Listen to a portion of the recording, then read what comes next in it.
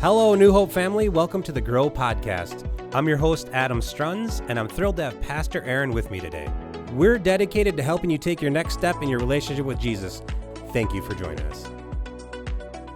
Well, hello, everyone, and welcome to episode 168 of the Grow Podcast. Today looks a little bit different.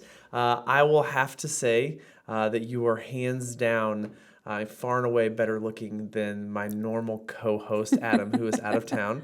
And for those of you who have not met my wife, this is Courtney. So, hi.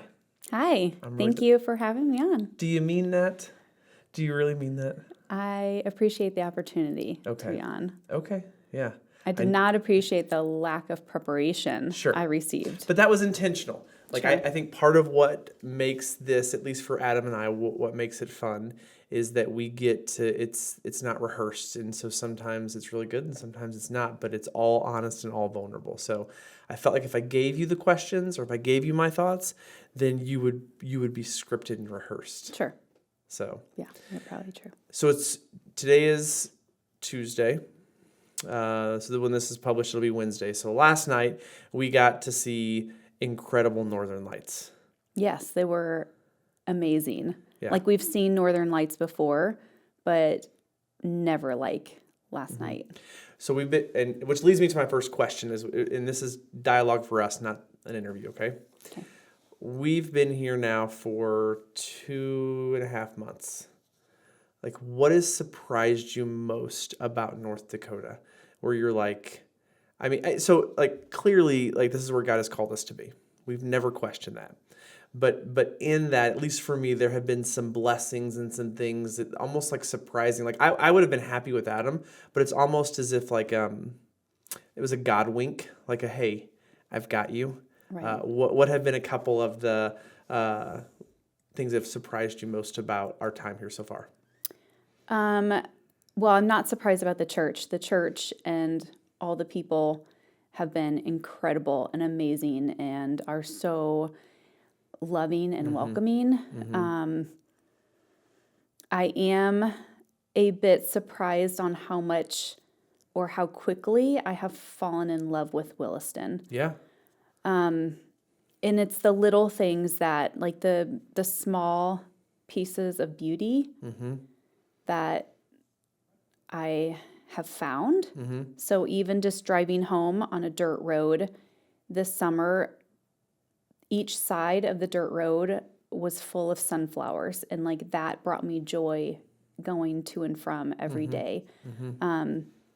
Being out last night, seeing the Northern Lights. We had a moose come into our yard a week or so ago, which was incredible. Yeah, bizarre. Yes. It's the little pieces of, I don't know, nature that has made me fall in love with this area. Which is where that would be like you've always been someone who has connected best with God outdoors. Yes. That is your place. Like you and I won't want to go too much into your story if you don't want to, but like you found Christ on a mountaintop. Like you truly had a mountaintop experience, right? Yes. And so the mountains have always been, or the outdoors, specifically the mountains has always been like where you have felt closest to God, which I think was why it's so hard for us as we were praying over this call. Like we were in the mountains, and so to come here to a geography that is much different, like there. We were just praying, like God, make it clear, and man, has He made it clear. Yes, absolutely. So for me, it's I agree with you. Like I have fallen in love with this town. Like it's incredible, and it's the little things. Like it is a bigger sized town than what we're used to, but feels very small. Yes, Go ahead. The farmers market. I thought like we did what was the festival thing? Choke Cherry Festival. Yeah, the little things, and then just my interactions with people have been just awesome. Yes. I tell you that the thing that excites me most is, and you mentioned this, is the opportunity that we have at New Hope. As much as I love the town, I love this church like 10 times more. It's incredible what God is doing and how each and every week, I think we are just positioned to truly share the gospel in a way, or to meet people where they are in a way that is unlike anything I've ever been a part of in ministry. So it's incredible. Yeah. It's incredible. We had a little bit of an introduction to some of the weather this last weekend with the wind. That was something. We had, 70 miles per hour wind, which from what I understand, is not normal. People have told it's me windy, that too. Yeah. but that was not normal. Yeah. So We will see if they were So telling us that the was truth not or not. normal, right? But yeah, that was crazy. So, all right, we are in our sermon series, Code or Fire. Okay, and this week we are talking through Acts chapter 6, where it's the church begins to grow, and as the church grows, there begins to be some growing pains. So the apostles adjusted, they delegated. You have a unique role. I'm going to put you on the spot, which I know you love. Okay, you have a unique role in the district where you are acutely involved in, all sorts of, uniquely involved with all sorts of churches, big, small, rural, urban, all the things. So. What do you think, or how do we, in the midst of growth, in the midst of changing everything, how do we as a church, or what have you seen as examples for churches to meet people where they are? And again, I know I'm putting you on the spot, and I would hate this if you did it to me. But do you have any, because again, you hear stories from churches all over our district where, man, they're meeting people in a really unique way that no one else is. Like, anything that comes to mind?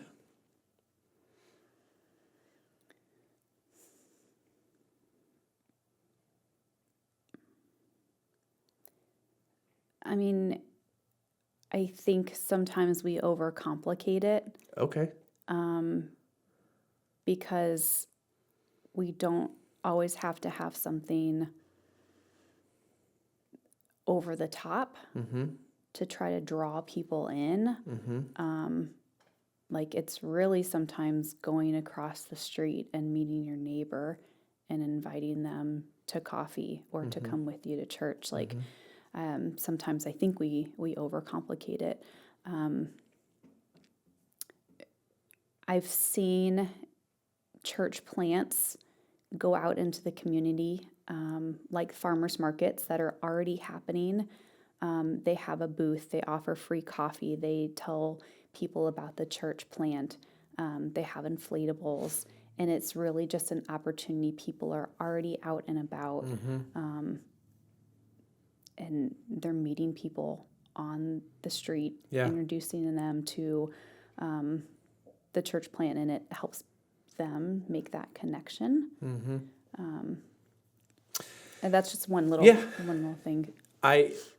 So let's dive maybe a little bit deeper. So instead of talking through like how the church reaches people, how do you in your life, in our life, what have been some times where either you have met people where they are, or they have met you where you are? And I can think of an example in our life that maybe this will get you kind of what I'm thinking about. Like, so Harper, right? So our youngest daughter was born with a congenital birth defect. She was in the NICU for 90 days. And that's a long story for another day. Like, she's healthy now by the grace of God. But I remember specifically, like, you were just, broken, right? And as you should have been, we both were, but you particularly, right? Like I think you felt things that I can't even, we'll never be able to process. And you being at home, and someone from our church came over and just cried with you. Is that kind of how it went? Like what's like how? Yeah, that particular instance, someone came from the church, a friend, and just sat and was there, was present, prayed for me, didn't ask me to do anything else, but she showed up. And didn't tell you that it was going to be okay. Didn't tell you that this was God's plan. Right. Just was there. Right. Yeah. Right. Yeah. Just showing up for me was huge. Mm-hmm. Mm-hmm.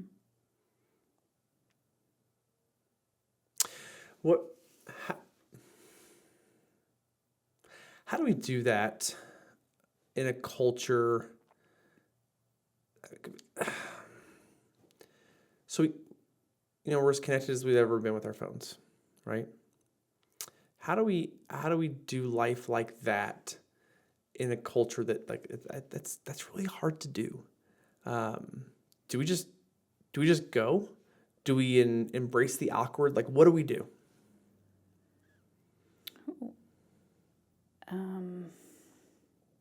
Give me some more. So, like, I'm just thinking through, like, would it be easy for us to just go and sit with someone now? You know what I mean? Like, is it like? And I guess what I'm processing and I'm thinking is that a pastor friend of ours, right? Pastor friend of Courtney and I is like someone that I look up to very much, said that he embraces the awkward. Mm-hmm. That he knows situations are going to be awkward and he knows situations are going to be difficult, but part of his job is sitting in that awkwardness and just being present, not in a way that like puts people off, but is just there. And so how would you encourage people to, and maybe I already just answered the question, so disregard, but like, is it just a matter of like, you have to be confident in your calling from God and your obligation as a brother and sister in Christ to just simply go and be present, and also understand that like sometimes like the best thing that you could say is nothing at all. Yeah. Because we feel like we have to have the right words, we have to say the right thing. Like if one more person, when Harper in particular, our youngest daughter, if one more person told me that this was God's plan, right? Like I was going to lose my mind. I need to hear that. Like, and it very well may have been, but at that moment, that's not what I needed. I needed to be like, I didn't know what I needed, but it wasn't that, right? Yeah. Well, and I never feel equipped or I know enough to sometimes feel that confidence. A lot of times I'll I'll point people to you because you're a pastor. Mm-hmm. But I think it is stepping out of that comfort zone and not always have to have the answer. You don't always have to have the answer, but just sitting with people and in their hurt and in their brokenness, mm-hmm. and be present. Mm-hmm. And that alone, I think, is Yeah, I agree. I think what makes you and I, and God knew what he was doing when he put us together. Like, I believe that. And what makes you and I such a good team, not the perfect team, right? Because we have issues just like everyone else, right. But a good team is that we approach things so differently, where I will tend to just be out in front or use words, or like one of the ways that I think you're so gifted in meeting people where they are is doing it in a way that is very much just behind the scenes. And you're comfortable there. And I think that fills your cup, right? Like you're a cookie baking, sourdough making, egg delivering, card writing, gift giving type of person. And that's how you oftentimes are the hands and feet of Jesus, where that isn't me. Right. Yeah, I think that's huge. And using your gifts and knowing your gifts, and using those to reach people. That's kind of, that's exactly what I do to help other people is, I see someone in need and I may go sit with them, but then I also bring cookies just because that is kind of my love language.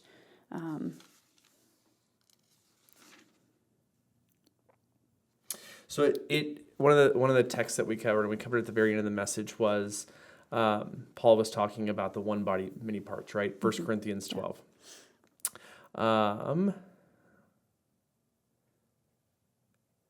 verse 22, in fact, and this is the New Living Translation, so it's a little bit different than Sunday, but it says, in fact, some parts of the body seemed weakest and least important are actually the most necessary. And the parts we regard as less honorable are those we clothe with the greatest care.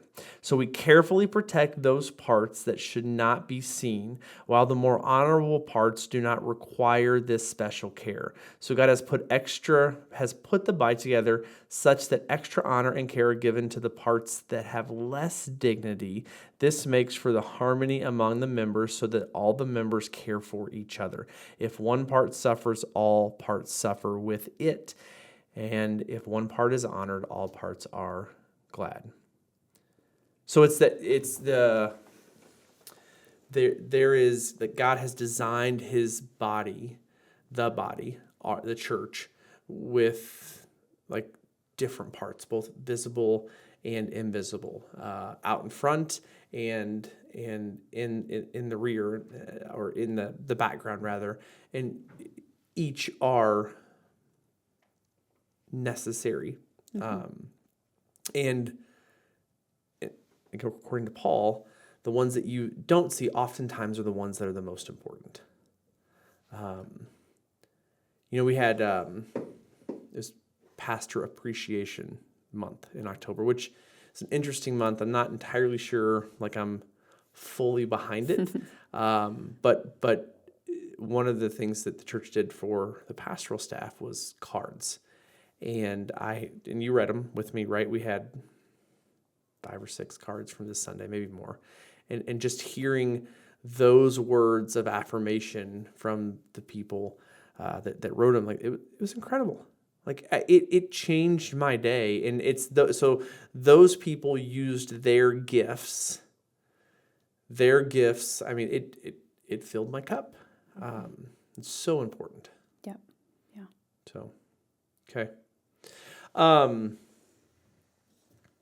How do you, did you take the spiritual gift assessment? I did this morning. I finished it. What, can I guess what your giftings were? Yeah.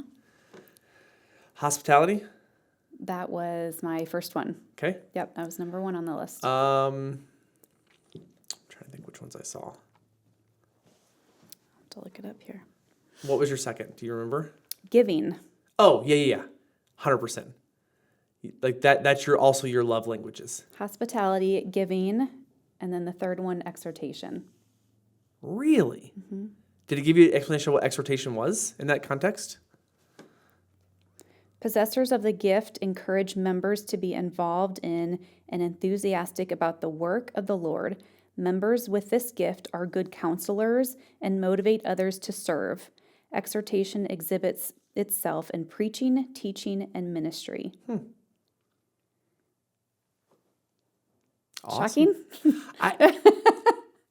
You had me into the preaching, teaching, or that would have been, I think that you could do it. I think you would be incredible at it. I just know that's not your cup of tea. Correct. So I agree with that. But the hospitality and giving, for sure, I was not shocked about those. So, So your love language is giving of gifts, right? it is. Yeah. Yeah. Mine is receiving of gifts. I'm sure it is. So this is amazing. What's the best gift you've ever given? Small, I don't know. big. I can tell you the best gift you've ever given me, 100%. Okay, let's hear it. So for my 40th birthday, Courtney set up for us to go see a concert in Seattle. Or just Olympia, right? Yeah. And it's a group that I have been wanting to see since I was in high school. And just every year we would kind of look, it just was never possible. And so to be able to fly and see them, and she coordinated for my high school and childhood best friend to be there with us, far and away, the best gift you've ever given me, for sure. Yeah. Other than, our kids, perhaps, sure. But aside from that, right? Yeah. So. Yeah. The best. I don't know about the best gift I gave, but the best gift from you Okay. was, it was on our anniversary, and we had several kids at the time. We I don't were remember working and what you're talking busy. about. But I got into my car to go to work, and there was a letter in there that said, turn on the GPS and it'll take you to our destination, like date for that evening. Uh-huh. You had a bag packed, and we went to dinner, and we got one night away from the kids. So, So- it was a big surprise. Yeah, and we were in Dallas, right? Yes. Yeah. Okay. I remember that night. It's a long time ago. Yeah. It's one of those where I had to bid on because we were. You said I don't think we had Harper yet, did we? I think it was I don't think Adeline so. and maybe Grayston, but we. It was I got on Expedia and did like name your price, and I just bid the lowest I could. It was like to, the Groupon. something. But we ended up, all we could afford was, we stayed literally in the middle of DFW Airport. Yes. Remember that? Yeah. Like you had to go through like the tolls, like to get in, like the pay for parking to get to the hotel. Like it was like, Right. it wasn't the primest of locations, but it was, yeah, I remember that. So it was good very night. thoughtful. It was very thoughtful. Yes. Was that the last time I did something thoughtful? Is that, you can't think of something in the last decade? Well, it was such a surprise. Oh, okay. Like you kept it a secret. So we're not very good at keeping fun surprises like that a No secret. secrets, yeah. Yeah. Yeah. Okay. What, how do you take your spiritual gift assessment? And so now that you know that, what are the steps that you take to live that out? Well, I've purposely haven't really stepped into a role or a volunteer role of some sort at the church quite yet. I've kind of wanted just to get my feet wet and just get a little more comfortable. But looking at ways to serve at the church that would use those gifts. So being a greeter or different areas that would need more of like the hospitality side, I would probably be more comfortable with. I would probably just start there and see what the church has to offer and what would utilize those gifts I have.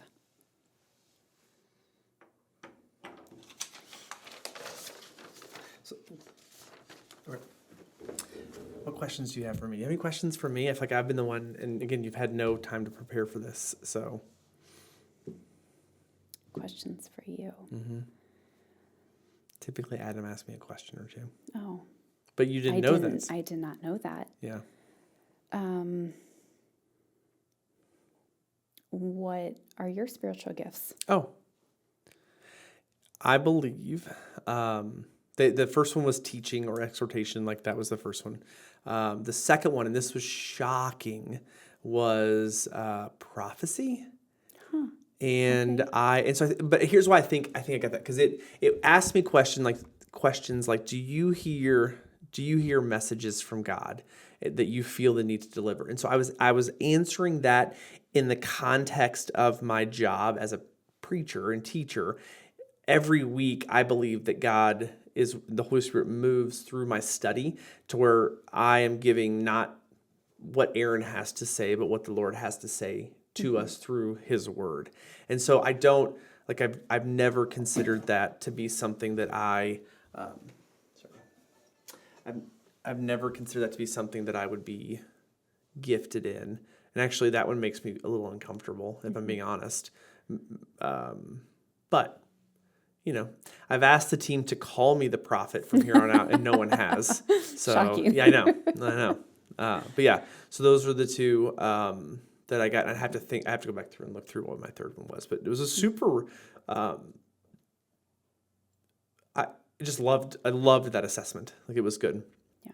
And I often wonder, like, if I went back and took it again today, like, does it change, like, with how you feel about the day, or is it able to account for those types of things where it'll drilled into, like, here's what you are gifted in. Right. So, Right. and these are not, I don't put too much weight into assessments like this. I think they are a tool to get our brains working and our hearts attuned to where God is calling us to go.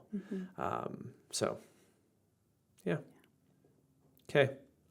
Well, I think that about does it. I loved having you on here. I would love it if you would join us again sometime. Again, you are far better to look at than Adam is, and so I greatly appreciate that. As far from a church perspective, if you're watching this or listening to it, I am so incredibly excited about what God is doing through the ministries of this church. I believe with all of my heart that we are in the middle of something big and God-sized, and that we are going to continue to see lives change through the gospel of Jesus Christ. And the way for us to reach our God-given potential is for us as a church, you as an individual, as a part of the body, to recognize where God has equipped you, what He has given you passions for, and leverage those for the kingdom. We have a vast mission field, and for us to be as effective in that as possible, it's going to take all of us. I think I said last Sunday, one of the points was that everyone has a role. You have a role. And when we all step into that role, I believe the gates of hell are going to be disrupted and shaken through what God is going to do here. And so I'm super excited about that. We're going to wrap up the series Coder Fire this week, and it's going to be a great week. And then we're going to kick off a new series the following week, but I'll talk a little bit more about that next week. So we love you, church, and we will see you soon.